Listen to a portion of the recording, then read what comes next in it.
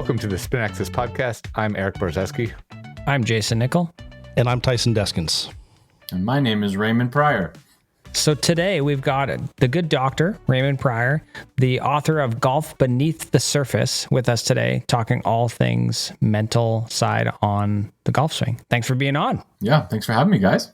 Yeah, we're going to talk about something that honestly isn't talked about a whole lot in mental game circles. A lot of people talk about how you play golf when you're talking about mental game. We're going to talk a little bit about the mental side of things when you're practicing, when you're taking lessons, when you're practicing. How do you practice by yourself mostly?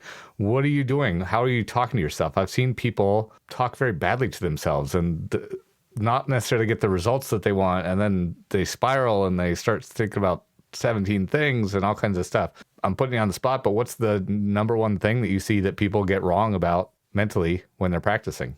Well, hard to say wrong. I would say ineffective in some ways. Also, there is a massive body of research on the psychology and neuroscience of practice. So it's not something that few people are talking about. It's a well-researched and well-established field. Few of us idiots out there teaching golf are talking about it. I haven't heard it on a lot of podcasts.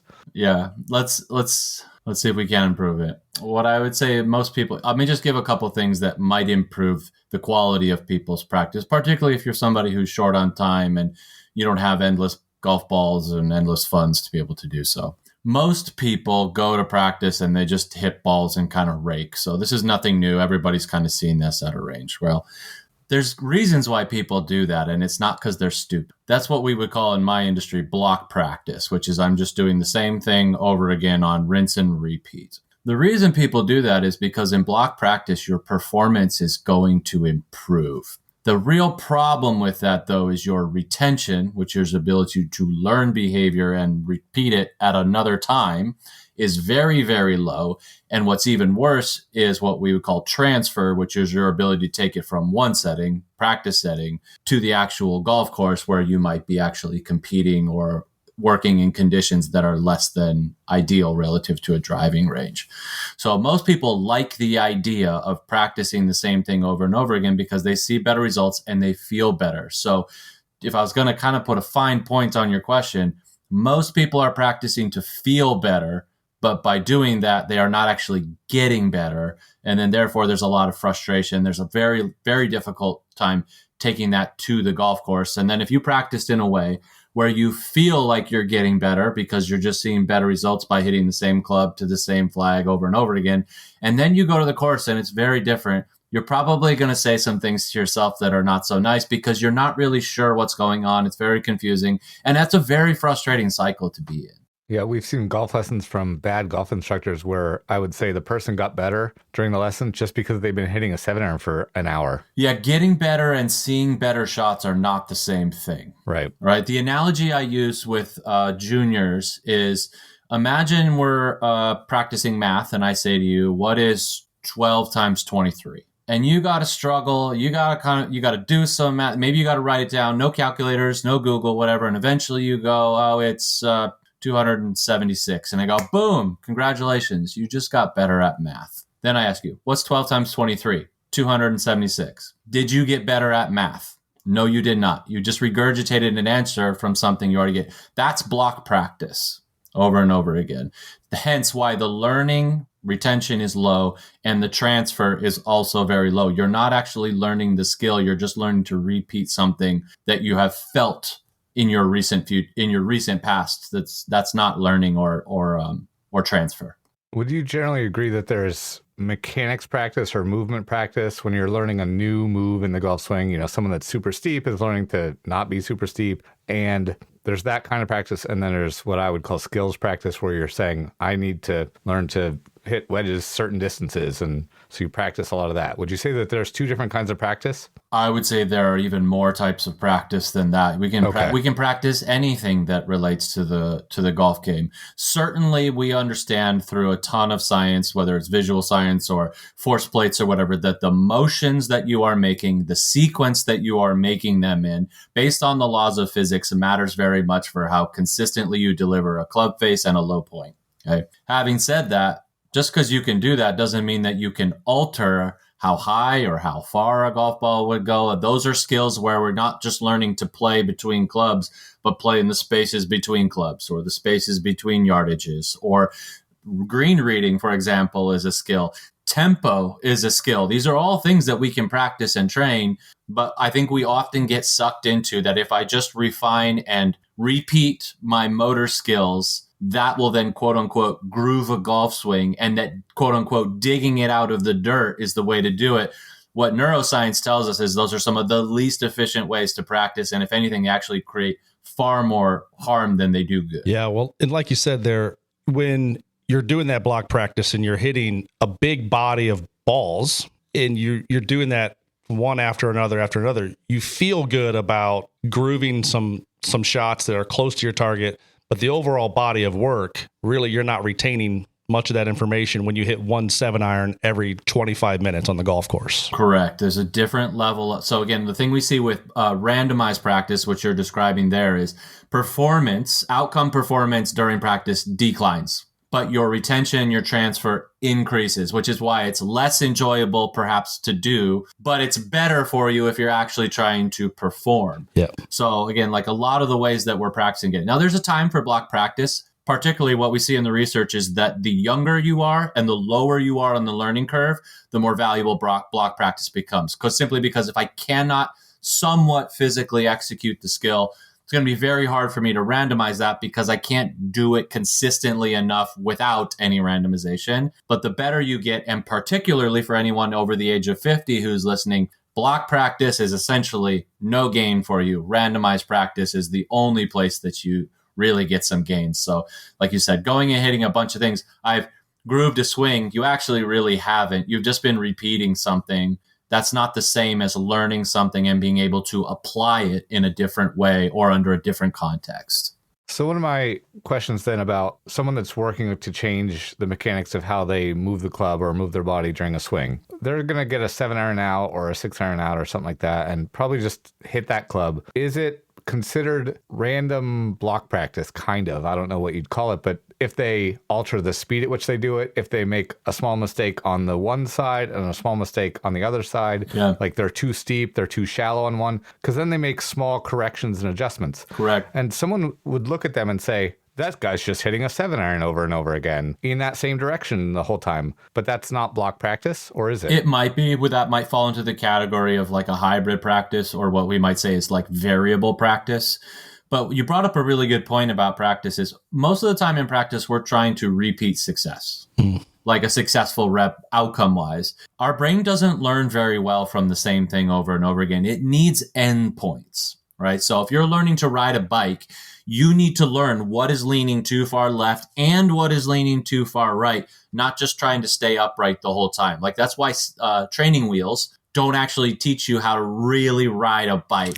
Like if you want to really figure out what's going on. We taught my daughter to ride a bike in 5 minutes by taking the pedals off, and she just pushed herself. Feet. They have these pedal bikes now for young kids, and it's a much better way for them to learn because they can kind of pull off their feet and explore some spaces without necessarily eating it as often or as hard. To your point, though, if I want to hit a draw, I also need to know what it's like to start a ball way, way, way, way too far right on purpose, and way, way, way, way too far left, or a ball that turns way too far right or turns way too far left, because these are data points for my brain to help me find what is in the middle that would be a straighter golf shot. Yeah. So if I go to the golf course only trying to hit a straight shot and with no deviation whatsoever, I'm limiting my ability to learn because I don't have enough failure for my brain to calibrate toward what I do to try to create quote unquote success. Yeah, I often tell a story, this may be 3 or 4 years ago, before I had, maybe even longer than that, 6 years now, where I came out of the season,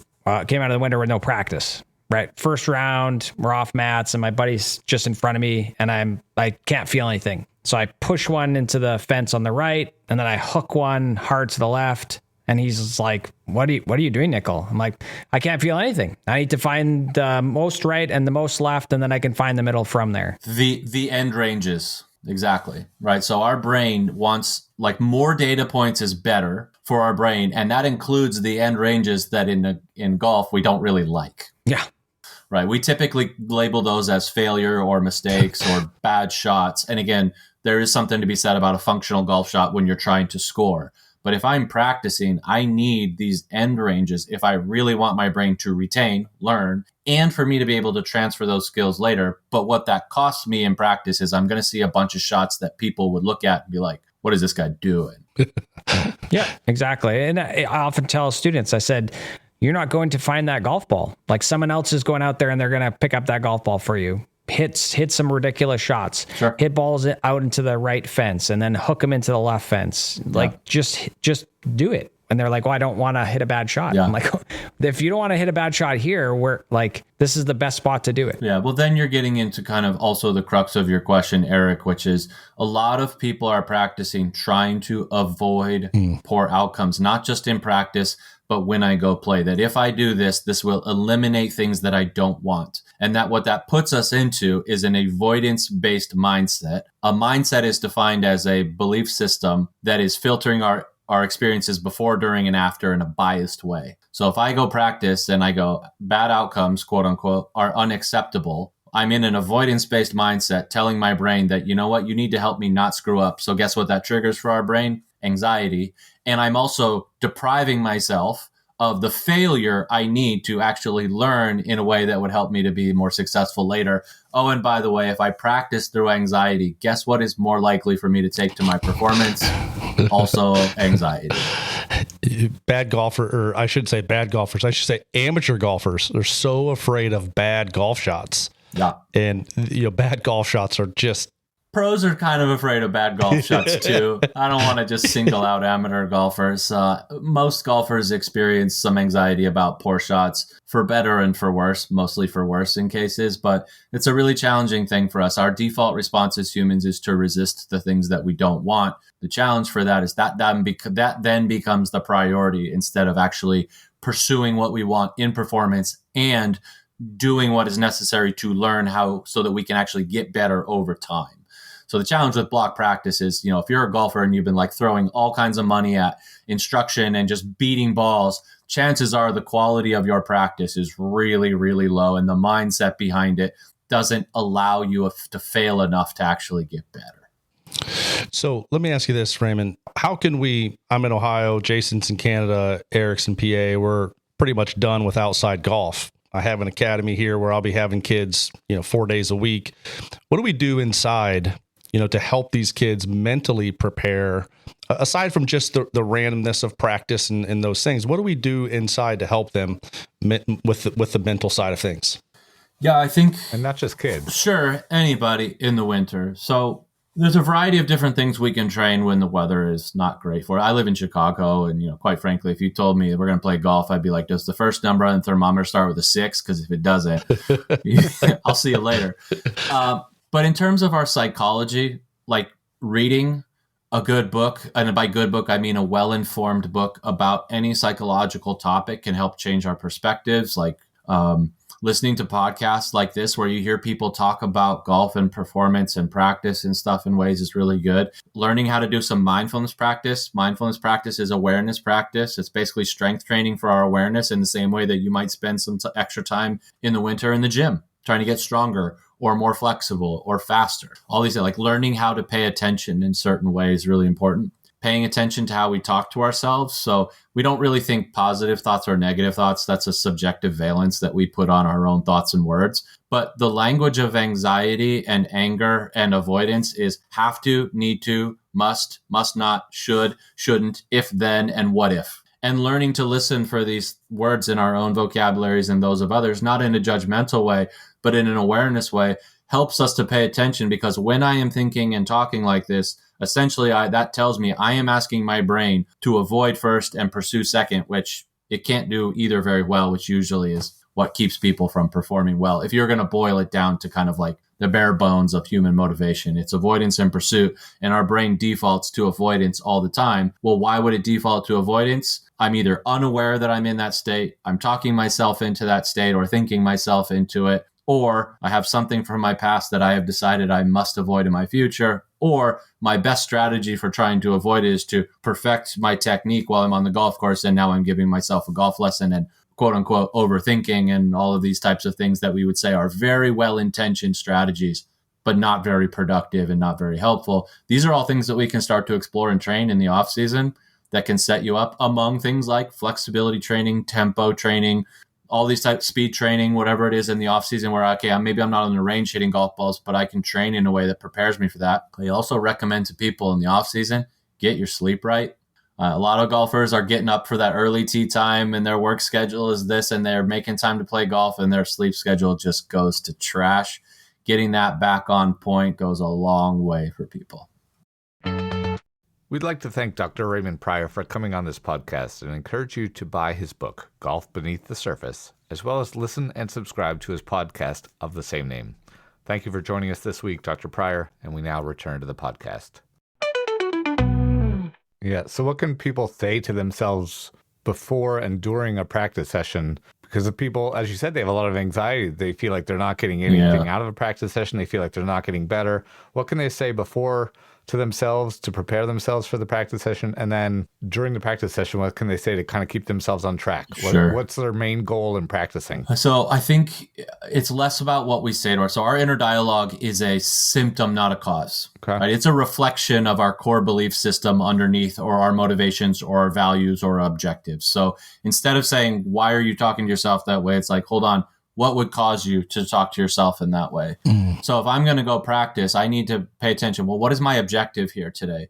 It's to get better, not feel better, which then allows me to lean into the failure of block practice after perhaps lean into the random practice after I perhaps established a little bit of block practice to tune into and calibrate some fundamentals.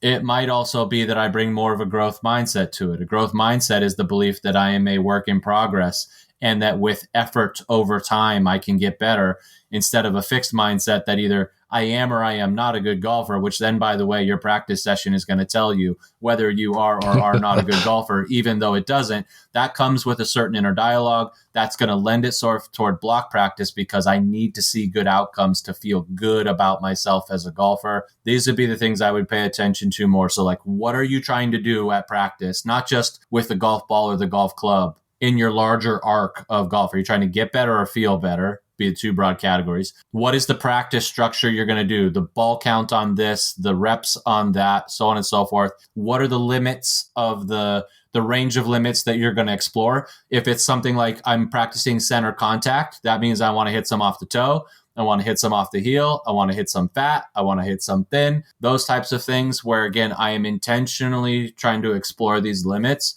Then what I'm saying to myself starts to fall in line much more than that. For those who do have the habit of that really harsh, critical inner dialogue, that is a bit of a habit. In the third section of my book, I addressed habits, including that one. That's a defense mechanism for us, that if I crush myself for failure, it softens the blow if I actually experience it. The challenge is, though, it keeps you from actually doing it freely, because what you're really doing is pursuing what you want at an arm's length, to avoid the heartbreak of potential, this practice was terrible, or my round went sideways, or whatever, or I got judged by other people as not a good golfer, in which case then it just really diminishes the enjoyment of what we're doing. It makes it way harder to focus on stuff. So it's not that it's a negative inner dialogue, it's avoidance-based, it's really judgmental, and it's trying to protect us from something that we cannot really be protected from. And when we do that, we're suffocating ourselves from the things we need to do to play well and actually get better over time.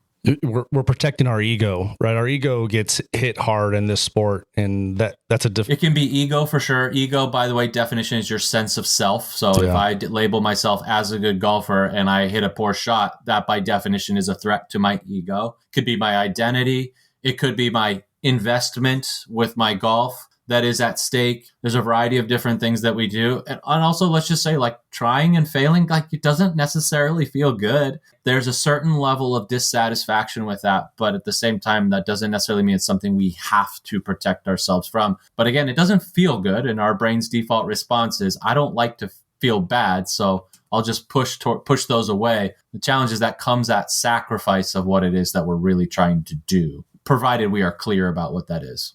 Yeah, love that. So we need to be aware, have a clear intention, and then be objective, not subjective.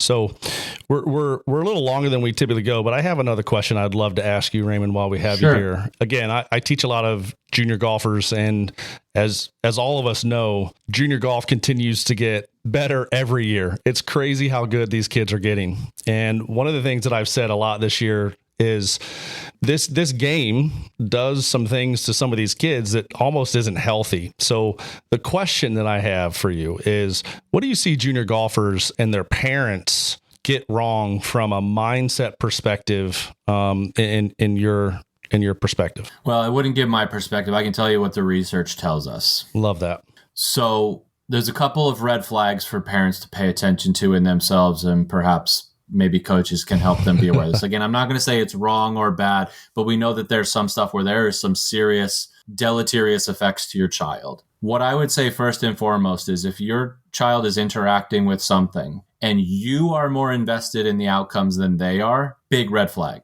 Love that. Yeah. Number two, you trying to figure out whether your kid is or isn't good enough to play Division I golf or professional golf before they are actually there, massive red flag. And then the last one would be is if you are parenting or coaching, by the way, in a way where people, including children, do not have permission to take the risk to try and yes, perhaps fail, you are teaching them anxiety. Because what's at stake is not just this golf shot, not just this round, not just this tournament, but the way my parent shows up and parents me in a conditional way that is based on outcomes. I get a little bit of preachy about this, but because we have so many adults who are dealing with the anxiety they learned from their parents who thought this is the way for me to push you towards success. Except what that shapes is a fixed mindset, a conditional relationship with outcomes, and an avoidant relationship with failure. So if we go all the way back to your question about practice, if my relationship with failure, however I define that, is avoidant, meaning it is not acceptable, that becomes the priority behind my practice, my performance, and my interaction with adults. That's so much anxiety for a young child. We ramp up the stakes for kids way too soon. Like the high stakes environments that kids are golfing in right now is insane. If you look at the wreckage of people who have won the U.S. Junior, both boys and girls, and what that has done to people in the long arc, it's not good. It establishes a set of expectations that people start to interact with you, seeing you as an outcome-based machine. Big red flag. So for parents, that would be really important to pay attention to. One of the ways you'll know that is you will listen to the language. Have to, need to, must, should, can't, don't, if, then, what if, you better, all of these things where we're trying to jam these kids into success so far and so soon by trying to just basically shepherd them away from failure. And that is just, you're essentially cutting them off from learning, pairing their identity to their performance and pairing your conditional parenting relationship to them. There's a lot of downside to that. Real quick, Raymond, talk really quick about what should they do in the car ride home? Nothing would be better. So if you're listening, you might be referring to the number one reason children quit youth sport is because of the car ride home. Yeah. I'm literally trapped with parents. I cannot get out and I'm getting the riot act from them. They don't quit because it's too hard.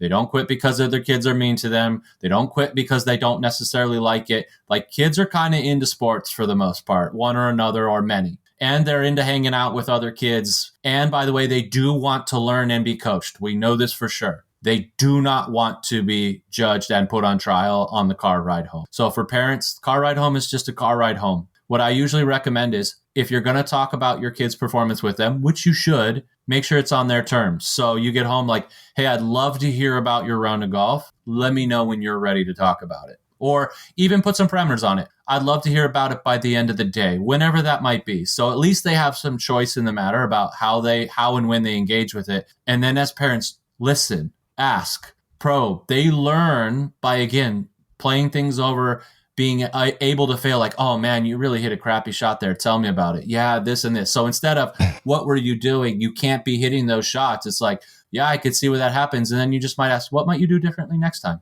Or what other options were available to you in that? And by the way, maybe it was just, I tried my best. It was right. I just screwed it up. All right, great. Let's go try again next time. Those types of things are communicating. Failure is okay as long as you're trying and trying freely. And when you fail, we're going to learn from it. And when you succeed, we're going to learn from it. And I'm going to show up for you in the same way every time. What a gift parents can give to their children being that.